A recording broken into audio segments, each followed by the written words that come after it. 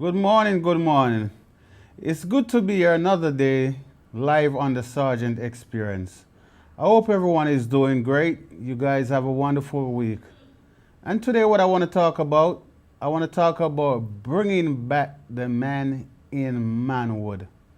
As I see today, thank God for the men, old or young, who is taking time out to do the right thing.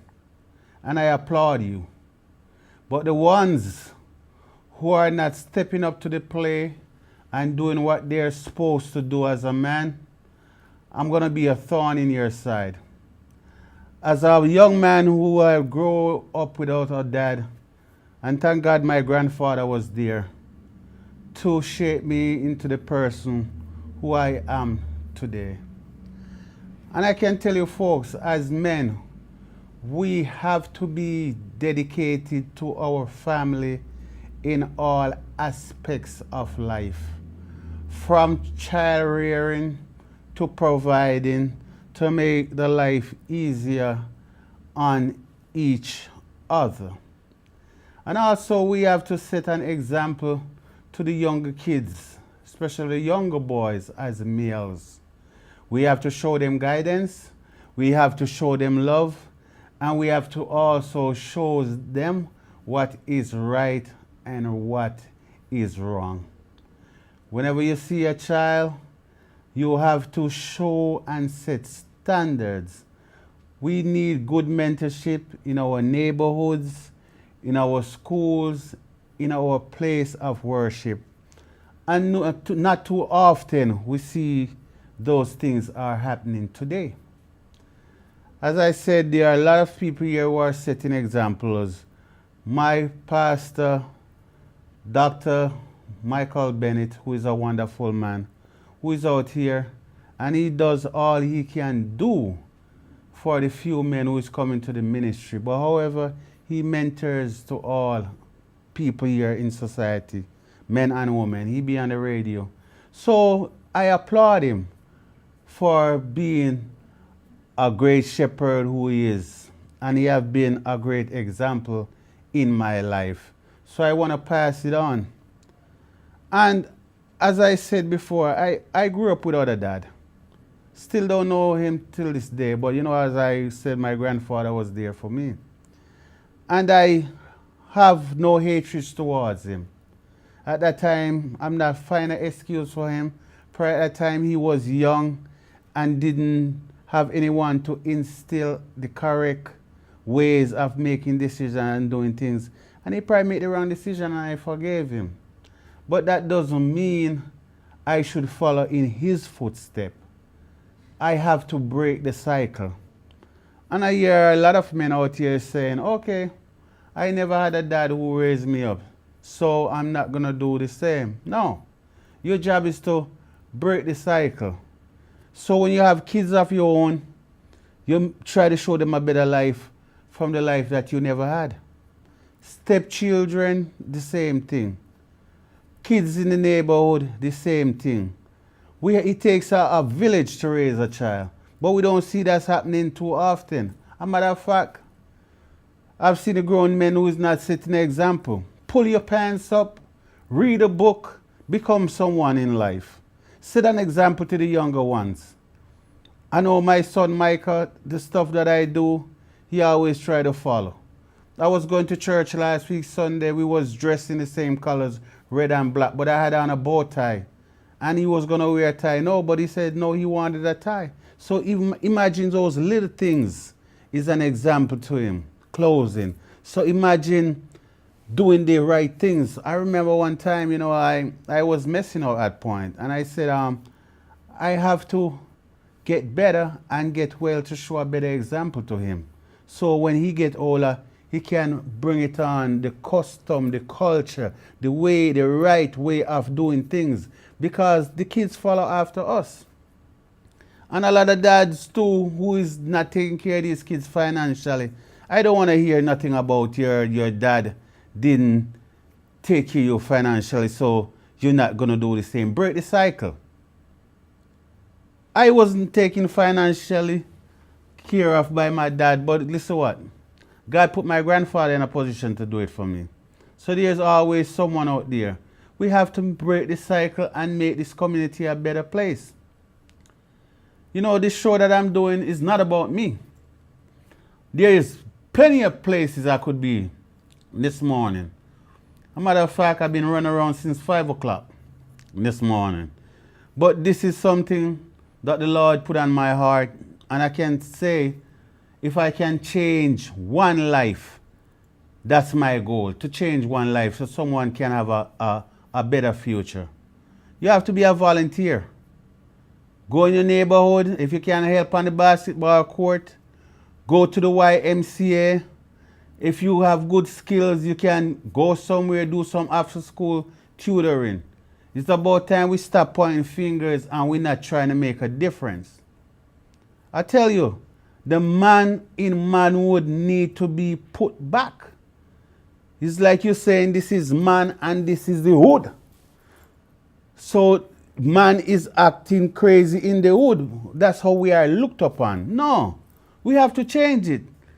Even though a lot of us might live in the hood, we still have to have manhood about ourselves. Standards. Don't let us be looked down on because of the way we carry ourselves. We have too many things that's already going against us. If you are married, you're in a family, you can do things to make life easier for your wife and also for the kids. If your wife is at work and you can cook the dinner, help press the clothes, wash, clean up, go ahead. It's your job too. Don't wait for her to come from work tired and you sitting around on your tail all day watching television and expect to come home and for her to prepare a meal and do all that stuff, and if it's not to your standard, you shows no appreciation. No, not on my watch. We know it has been done like that in the past. But, you know, we're going to change things around. There are new sheriffs in town. New sheriff, we're going to get things done the right way. And that's what I'm saying to these young men out here. We have to stand for something or fall for any and anything. The family unit is breaking apart. We cannot point fingers about what these children are doing and are not doing and don't get involved. Because if there's someone else's child is going astray, one day the possibility is your child might try to go astray too, or someone in your family. So just like how you can do something and rescue someone's child, they can rescue your child too. Because the good you do today shall come back to you tomorrow. It's not about selfishness. You know, it's not easy for a single parent to raise a child. But we also have volunteers. You can go and you can volunteer anywhere that can be of some good to society. That can help the mother if there's a place that you can go and volunteer to help the kids with a little bit of homework or something like that, till the parents can come to that place. It might be at a church, it might be at a league or something like that. Take time out to volunteer instead of we just sitting back and complaining. It's not going to help us. You know, another thing, Sunday school is a wonderful place for the kids. I see my apostle, Apostle Michael Bennett, went an extra mile and enlarged the Sunday school so the kids would have a place where they feel comfortable of their own. That's mentorship. You see, and thank God I'm in the presence of what he's doing so I can learn from him. We have a lot of people out here, a lot of members of the body of Christ who is just criticizing and not doing one thing. As I always say, if you're an evangelist, you do evangelist work. If you're a minister, you do minister work. And if you're a missionary, you're doing missionary work. And all these work, getting involved with these children and helping them with different aspects of life, it traces right back to the church. Jesus says, suffer the little children to come unto me. But I know there's a lot of ladies who are doing this at the moment. But the men, I say, where is the men?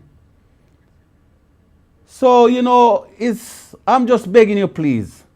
We have to do something about this. It's the same thing that's happening in Jamaica. The young men are going astray. And let me not point finger at Jamaica alone. It's happening here. And an epidemic.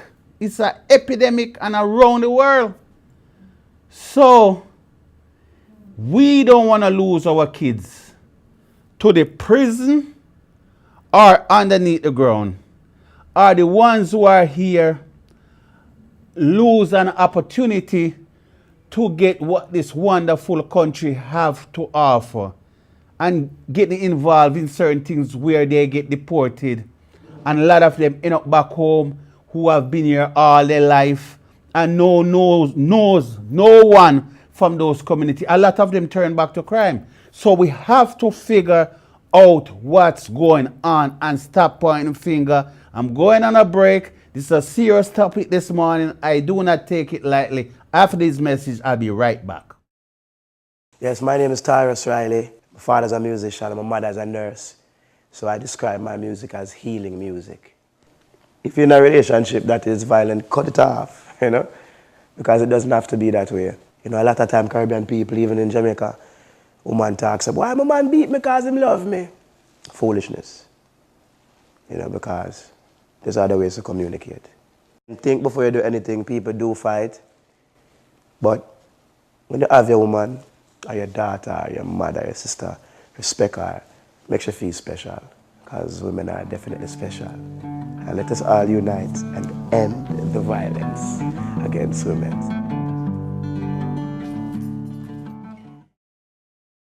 It's good to be back on the Sergent Experience. And today I'm just talking about bringing back man in manhood. And the reason why I'm saying it is like our ancestors, as I would say old school, showed us a lot of ways and tools that we can use later in life when it comes to doing the right thing as being a man. But I don't see a lot of that is happening lately. You get on transportation and the law says about giving up the seat to the elderly and the pregnant woman. I don't see a lot of these young men or grown men doing this kind of stuff. It's not because the law, you should abide by what the law says. You have to abide by the law. But what about your moral characters? Evidently, you should get up and give someone a seat. And I tell you, is a lot of times is what you do, your kids follow after you.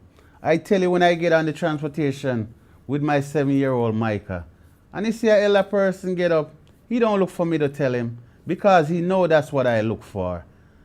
If you do bad, the kids 9 out of 10 times is going to follow bad. If you do good, the kids going to follow good. So we as adults, we have to step up our game. The blame game is not working. Even though parents, sometimes we try our best and raise our kids in the best way we can. The result sometimes is not what we are looking for. But you know what I'm saying, through Christ, everything is possible. You know what I'm saying? The race is not for the swift, it's for the long. But don't get discouraged. Just keep on doing what you're doing, and one day the results might get better. You know what I'm saying? You cannot change the past, but you can change the future. Because there are great future in our kids. There are wonders our kids can do. The same child you see not doing the right thing today can be a president in a few years from now.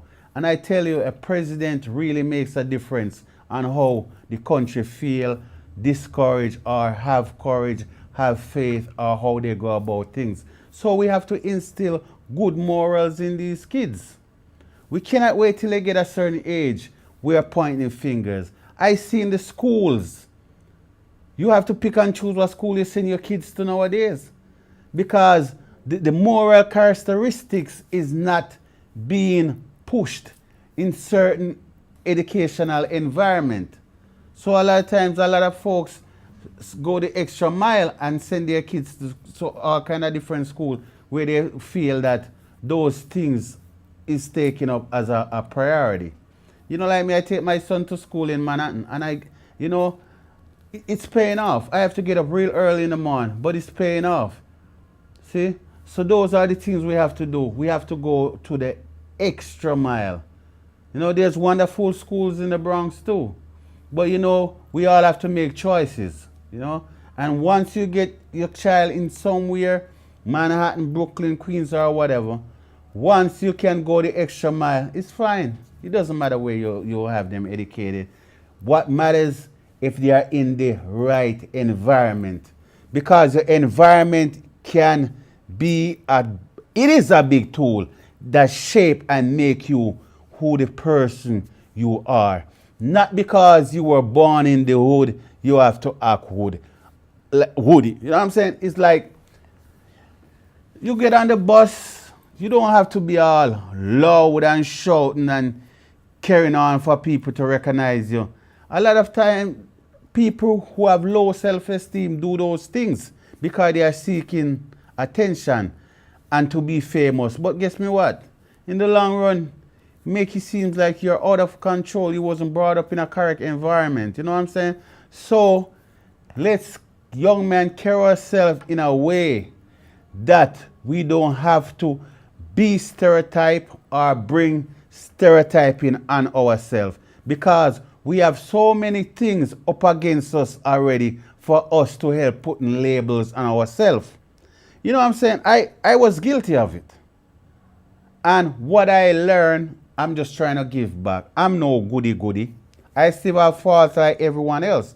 But from where I'm coming from and what I've been told, I'm not saying this myself, you know, I'm trying to change my life in a better direction, so to be an example to someone else. And a lot of time I look at myself and say, God, thank you for giving me the opportunity so I can give back in some areas that I didn't get. You know what I'm saying?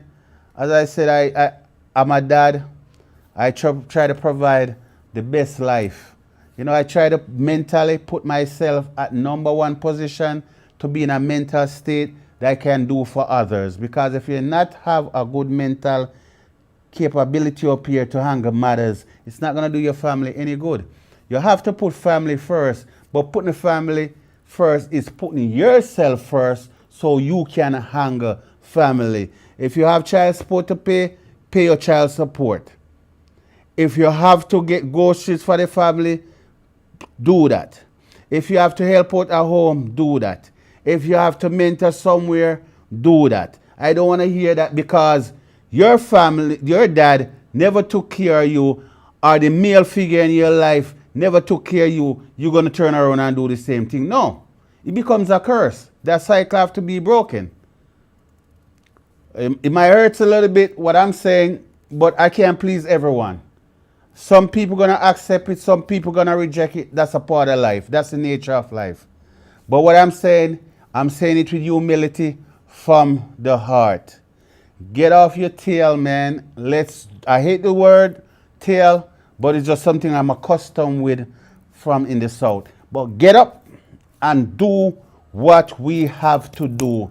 Let's make this thing possible. We can do it.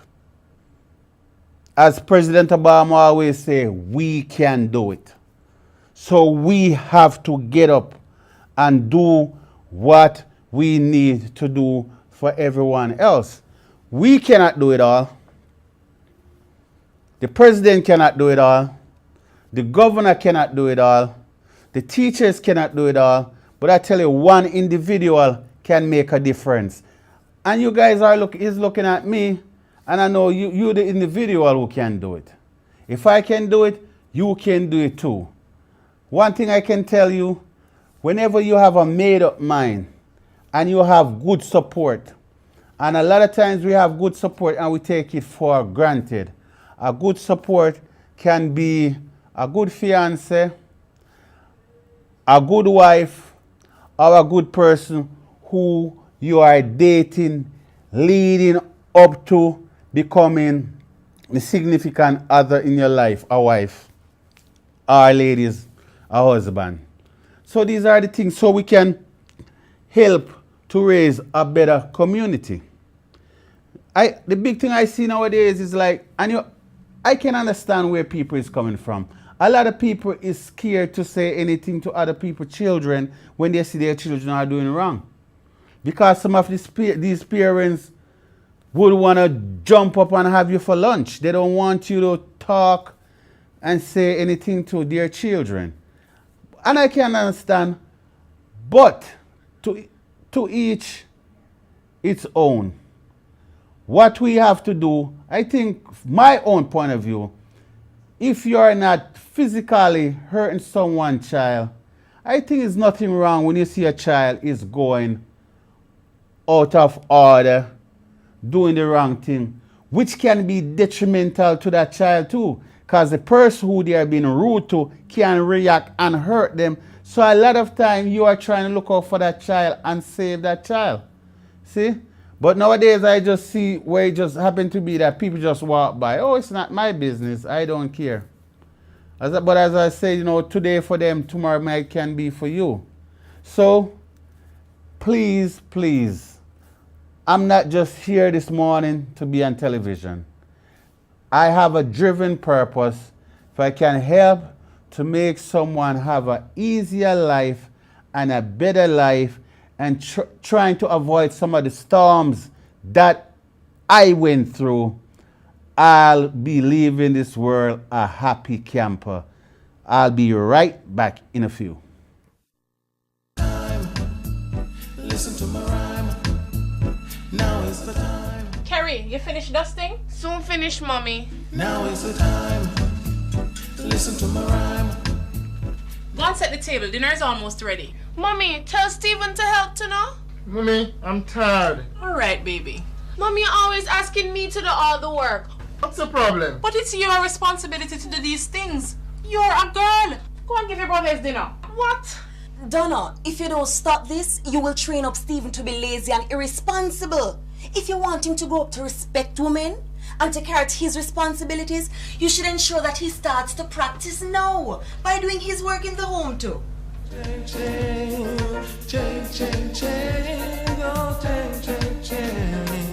Good morning, good morning. It's good to be back on the Sergent Experience, where today I'm talking about putting man back into manhood. And I have a passion for where this generation is heading. And I'm trying my best to see if I can give back a little bit of time to society because of what was given to me. That's why I'm still here today. And to everyone who have contributed some way in my life to make me a better person, I applaud you. Thank God for you. Family, friends, strangers, everyone that I have come across in my life. And if you want to drop by and visit, most likely you can find me at 684 Britain Street, off White Plains Road, right across from the U-Haul at Unity with Love Apostolic. I'm always there on a given Sunday between 11 until around 2, 3 o'clock. I'm always there. If you want to have a word, a chat about what my dreams are when it comes to mentorship, you can stop by. Stop by for a visit. You can stop by and speak to my wonderful apostle, Dr. Michael Bennett, man of God who never rejects anyone. You always have a word and compassion for someone because he was there for me when I needed him. When a lot of people say no, he and Jesus say yes. That's why they say, when Jesus say yes, nobody can say no. I love that song. That's the song me and my wife danced to at my wedding, and I think that was the best song I could ever chose. And I'm also there some weekdays at 7:30 on Wednesdays and Fridays, but not often as you can find me on a given Sunday. As I say again, is at 684 Britain Street in the Bronx, Suite 6 or 7. Or if you want to shoot me an email, you can shoot me at Drew, DREW,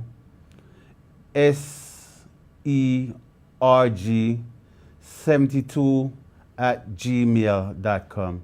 So if you want to discuss anything with your faith base or with mentorship, I'll be happy to. It's not a good idea for me to get knowledge and do not pass it on. What about if Malcolm X didn't do that? What about if Dr. King didn't do that? What about if Muhammad Ali didn't do that? What about if a lot of our leaders, Paul Bogle, Sam Sharp, all those people never stand up for what they believe in? This flag might have not been on my desk today. So we have to be about something, stand up for something, or fall for anything. And I tell you, it's quick to fall. And that's what's happening nowadays. When I see that man is falling off of manhood, I have to try and do something and put the word back together. Manhood, not man and hood. So that's my main goal of not having a guest today. I just wanted to put the word out that there are a lot of us men out here who are doing an excellent job in all different walks of life. But as I said earlier, the ones who are not doing the job that they're supposed to be rightfully doing, you do not need a praise. You do not need a trophy. It's your job. Tighten up. Because I don't know about nobody else, but Brother Do Right Drew, I'm going to be a thorn in your side. You see? Because if I can do it, you can do it too.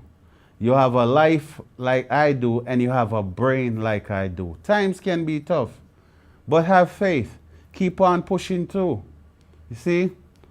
I was a man who was raised without a dad, but I chose to go in the other direction. I chose to do the right thing. I chose not to neglect mines. The cycle can be broken. No let one tell you. Don't let no one tell you, okay, you're just going to be like your dad. You're just going to be like your moms. If it's good things, it's good. But the bad things, we reject it. We throw it in the pit of hell. See? Do not let anyone put a label on us. See, a lot of times you go places, oh, that's that no good, that's that bum, that's that croft. We throw those labels underneath our feet. We're going to be real men. We're going to stand up and do the right thing by our family, for society, and for God. This is not a game. This is serious times we are living in. We cannot wait till our back is against the wall. When our kids is locked up. When our kids is dead. When our kids is getting deported. When our kids is sick. Those are the time when we want to try to ask everybody in the world to pray for us, for things to get right. Pray. Let prayer be your resource. Let prayer be your ace in the hole that you turn to when things come up against you. Don't wait until it's too late. Be there in your kid's life before. If a lot of young people had the relationship, especially with their male figure, their dad, stepfather, man of God, some kind of male figure in their life, they could be above ground today and not underneath ground. And I'm telling you, whatever I'm saying this morning, I hope it touches your spirit. Because anything is possible for anyone. So I love you all. And this is Brother Drew. See you again. Ciao.